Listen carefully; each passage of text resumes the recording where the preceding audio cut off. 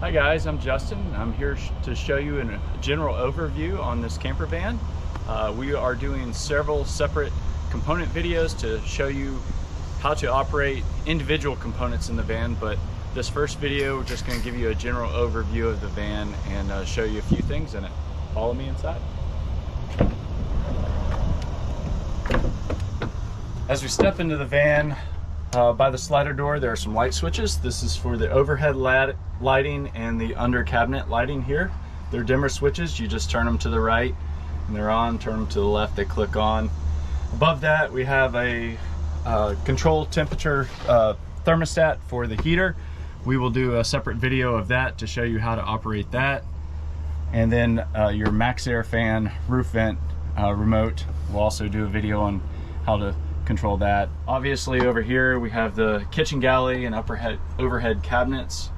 On all cabinets and drawers there's a push button latch. You push it, it pops out. You can open it up. You always want to make sure when you close a drawer or cabinet that you push that back in. As you're driving, if that latch is not pushed in, things will slide and the drawer or cabinet will fly open. So you always want to make sure that that latch is pushed in and locked. Keep it safe while traveling. Over here on the wall we have the touch screen. This is how you operate and check on the power system. We have a separate video for that. You can click it on the link. The QR code will bring you to those videos. Moving on down here, you have your 110 outlet. We'll show you how to turn that on with the touch screen. You have a 12-volt accessory outlet and a dual USB outlet there. Bamboo countertops, your sink. When it's your water jug underneath is filled with water, you just simply turn on the faucet and it pumps water up from the jug and just on and off with the faucet. And then you push this down so it doesn't hit the glass. Simple as that. Underneath here in this cabinet is where the freshwater and gray jug reside. The freshwater jug is here. It dumps the dirty gray water into that. To empty them out or fill them up, you just loosen the tops, pull out the water pump on this side and pull out and go fill it up. We also have lids for carrying the jugs in the van. And simple as that, you just put it back in and you're ready to go. Over here, moving on to the fridge. The light is always on in the fridge, but to turn the fridge on, it has a dial in the back. You want to turn it to the right to number 3. Number 3 is where we let it reside. That's kind of medium cool. It won't freeze out your food. And you have a freezer up above here. You want to make sure not to pack this top section too tight where the cold air from the freezer can still make it down to your lower food items on the lower shelf. And you just leave it there on number 3.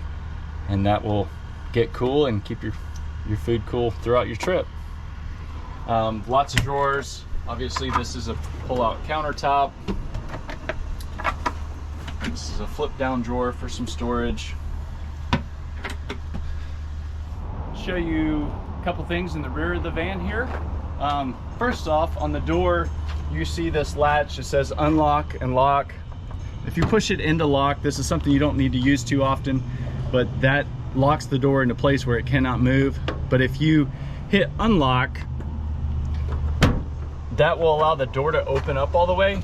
On this side of the van that has the ladder tire carrier, you never want to hit that because that door will fly open, and because of the tire carrier and the footsteps for the ladder, it will crack the side of the van and you'll be buying a new taillight.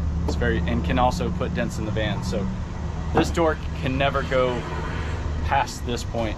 The other side of the van, this door can open up all the way until it stops there. That's just fine because there's nothing on this door that can do anything. This side of the van, you have a light switch for the garage light.